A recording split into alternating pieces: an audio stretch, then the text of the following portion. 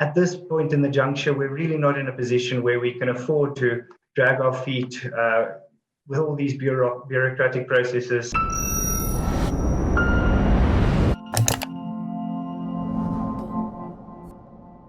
Eskom is in the midst of an operational crisis. One of the reasons for this is the exodus of highly skilled professionals from the utility over many years. Trade union Solidarity has a proposal to fix this human resources problem. Joining me on the show is Morné Malan. He is the head of communications at Solidarity. So Morné, you've submitted this list of 300 experts who could be able to get Eskom out of its current predicament. What is the background to this, and what has been the reception from Eskom itself? Yes, David. One thing that one should realize in this matter is that the skills shortage at Eskom really isn't a new matter. We have, on our part, been engaging with government since at least 2019, providing solutions and providing various opportunities for government to alleviate the crisis at Eskom. Unfortunately, however, it has taken those 3 years, and it took the threat of stage 6 load shedding earlier this year before government finally took us up on the offer and accepted our list. Unfortunately, even now, we see that government continues to drag its feet. There's still a lack of urgency. There's still a lack of political will. And of the 300 individuals whose names we presented to government, only 18 have so far been employed. All right. And according to the report that you've submitted along with this list, there are about 5,500 years worth of experience amongst this list, 14 PhD holders, many degrees between them. So very high level of technical competence, and Eskom must be hungry for such skills. Why has there been such low uptake, do you think? Yes, well, as I just mentioned, on the one part, a lack of urgency, a lack of political will. I think a lot of it is some entrenched interests and just general inertia from a sclerotic state-owned entity, a sclerotic monopoly, which is also why private and independent power producers are so important. But on the skills of on the list itself, we did go through a painstaking process to ensure that we find the absolute best of the best in South Africa. We also consulted with some of the foremost energy experts to ensure that we provide not only the best knowledge, but also the best fitted knowledge for the particular needs that are currently have arisen at Eskom. So now, Morné, I've seen some reportage that is attributed to Eskom spokespeople saying that they're concerned that the list is not inclusive enough. What do you think that means? Look, one can only speculate as to what they mean with regard to that. If it is based on certain demographic features, from our part, we didn't take that into consideration at all. Race was never mentioned in any one of our processes. Gender was never mentioned in any of our processes. The only criteria that we had from our side was the necessary skills, the necessary knowledge, and a willingness to assist and an eagerness to assist with regard to the power crisis in South Africa. So on that score, we can't see any problems with regard to inclusiveness on our list. Whether it's inclusiveness with regard to the process, that could be something that government may be referring to. However, at this point in the juncture, we're really not in a position where we can afford to drag our feet with all these bureaucratic processes and to allay certain political, to placate certain political interests, as opposed to just solving the crisis as soon as possible.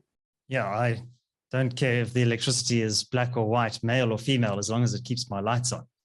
All right, so where do you see it going from here, Morné? What is the next step for Solidarity?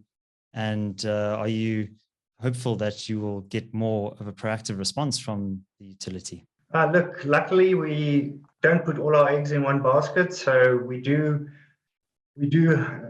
are putting in a lot of effort at Eskom to make sure that we stabilize the power utility. We don't believe that there is a future or a near future in the energy landscape in South Africa without Eskom.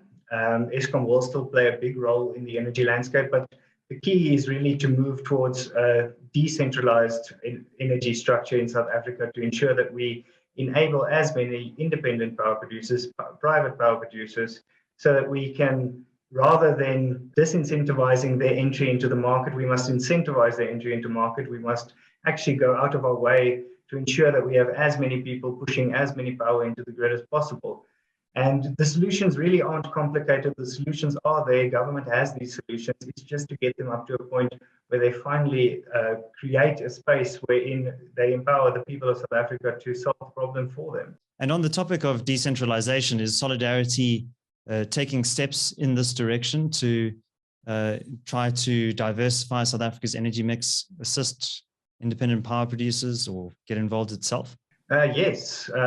Yes, on both scores. We are involved in the process, on the one hand, by assisting our members and assisting the general public to obtain certifications from NERSA. We're trying to find the bottlenecks in the legal system, in the regulatory system there, to see whether there may be opportunities to litigate, whether there's something that's holding up private producers. But on the other hand, we're also getting involved with power production ourselves. We have a property development organization as part of the larger Solidarity movement, and we are currently in the process of shifting our buildings and shifting our production so that we can be completely energy independent, not just for those buildings themselves, but also for the areas in which those buildings operate.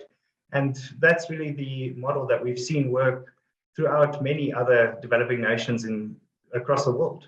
And Morné, in terms of the NERSA applications for the IPPs, there seems to be quite a lot of duplication. When I interviewed Andre de Ruyter on the show, he also said that he doesn't see the necessity for the duplication. So you remove the cap on private energy generation, but then there's still this license application, which slows everything down. Is that something that Solidarity has experienced or that your members have encountered? Yes, it definitely is.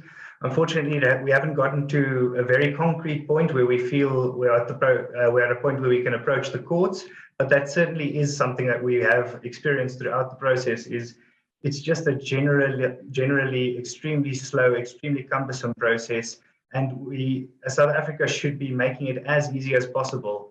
There's no reason why you should have to register. I mean, the basic process at the moment doesn't really differ whether you're a large-scale organization or just an individual trying to power their own home. It's almost equally as difficult at the moment. So we are looking at ways to alleviate and to just completely destroy those regulatory barriers, which is essential if we are going to become energy independent. Morné Malan, thank you very much. Let's hand over to you, our audience. Do you think that Eskom can get hold of the skills that it needs to fix its current crisis? Leave your thoughts down in the comment section. Also, if you enjoyed this analysis, you might want to become a subscriber to the CRA. There's a link in the description below where you can find out more information about our client services. My name is David Ansara. Until next time, take care.